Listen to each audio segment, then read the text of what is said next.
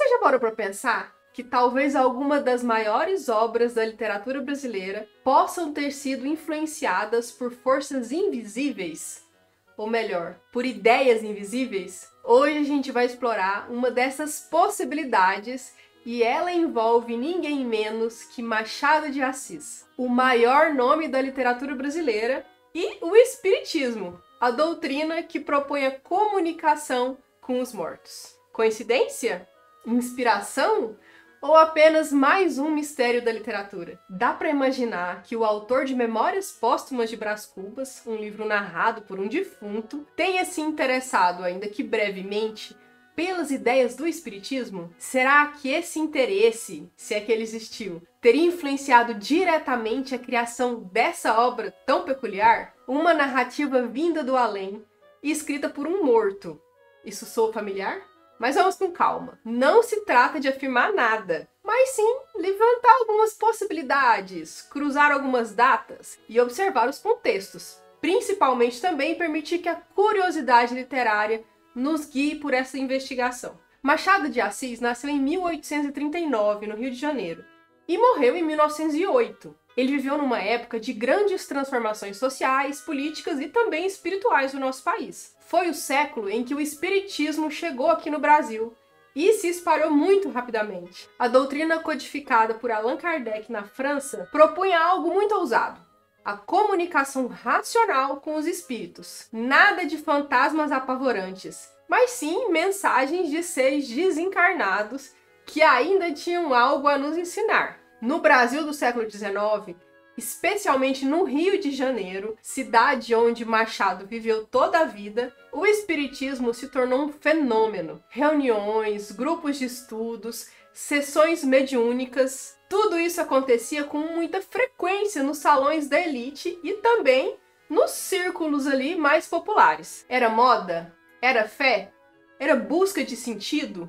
E onde estava Machado nesse cenário? Sabemos que ele era um homem reservado, crítico e muito atento. E sabemos também que ele escreveu diversas crônicas entre 1883 e 1897, em que comentava sobre o espiritismo. E não comentava com indiferença, não. O Machado tratava do tema com ironia, é verdade, mas uma ironia nunca é desinteresse. Ao contrário, muitas vezes é uma forma de lidar com aquilo que nos intriga, que nos incomoda e que nos provoca. Em uma dessas crônicas, ele escreve: o espiritismo é uma dessas doutrinas que, como a moda, tem seus dias de glória e de esquecimento. Machado não rejeita o espiritismo com violência, nem o abraça com muito entusiasmo. Ele observa e faz o que sempre fez de melhor: transforma a observação em literatura. Agora, vamos dar um passo para trás. Memórias Póstumas de Brás Cubas foi publicado em 1881. O espiritismo começou a se espalhar no Brasil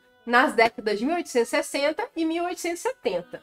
Ou seja, no momento em que Machado escreve esse romance tão revolucionário, tão diferente, o espiritismo já circulava no imaginário brasileiro. Será que o Machado participou de alguma reunião espírita? Não há registros definitivos, mas há indícios. Alguns pesquisadores da vida de Machado e alguns biógrafos apontam que ele frequentava as rodas literárias e sociais da época em que o espiritismo era um tema muito comum. Outros estudiosos sugerem que ele poderia ter participado, ao menos como um espectador ali, um espectador curioso, de algumas dessas sessões. Agora pense comigo, o que é Memórias Póstumas de Brás Cubas, se não a história contada por um espírito? Brás Cubas morre e, em vez de desaparecer, ele decide escrever suas memórias do além.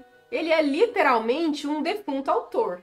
Isso te lembra alguma coisa? Para mim, me lembra o Livro dos Espíritas. Na literatura mediúnica organizada por Kardec, os espíritos ditam textos aos médiuns. São livros escritos por autores mortos, muitas vezes com o objetivo de transmitir ensinamentos, reflexões ou até relatos sobre o que aconteceu com eles depois da morte. Machado não era espírita, pelo menos não se declarou como tal. E duvido que ele tenha querido criar um livro mediúnico. Mas será que ele não estava dialogando com essa ideia? Brincando com ela? Ou mesmo usando-a como ponto de partida para questionar a própria existência? questionar a sociedade, a moral ou a vaidade, Brás Cubas, o personagem, é muito vaidoso, é sarcástico, é desencantado. E justamente por estar morto, ele se sente livre para contar tudo, inclusive as suas mesquinharias. Isso não tem nada de espiritualidade elevada, pelo contrário. Mas talvez seja exatamente aí que mora a genialidade do Machado, em usar uma estrutura que lembra o Livro dos Espíritas para fazer uma crítica brutal à humanidade. E aqui entra uma pergunta que me fascina muito. Será que o Machado leu Kardec? É bem possível. O Livro dos Espíritas foi publicado em francês em 1857 e logo ele chegou ao Brasil.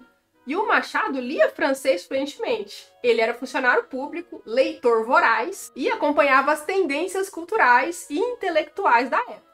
Ele conhecia, por exemplo, o positivismo, o cientificismo, o romantismo, o realismo. Todas essas correntes influenciaram a sua escrita. Então, por que não o espiritismo? Mais uma vez, eu não estou dizendo que o Machado era espírita, mas é muito difícil ignorar a semelhança entre o ponto de partida de Memórias Póstumas de Brás Cubas e a lógica das comunicações mediúnicas. E tem mais. O livro foi publicado inicialmente em folhetins, e isso causou um certo estranhamento. Um narrador morto? Como assim? Isso era novidade, isso era muito ousado. Isso era o Machado inaugurando sem saber o que viria a ser chamado de realismo mágico, e que muitos anos depois ganhou esse nome. Mas o contrário do tom lírico que muitos autores latino-americanos dariam ao realismo mágico, o Machado preferiu o sarcasmo. O seu morto não era um iluminado, era um sujeito falido, cínico e profundamente humano. É um espírito que nos faz rir, que nos faz pensar.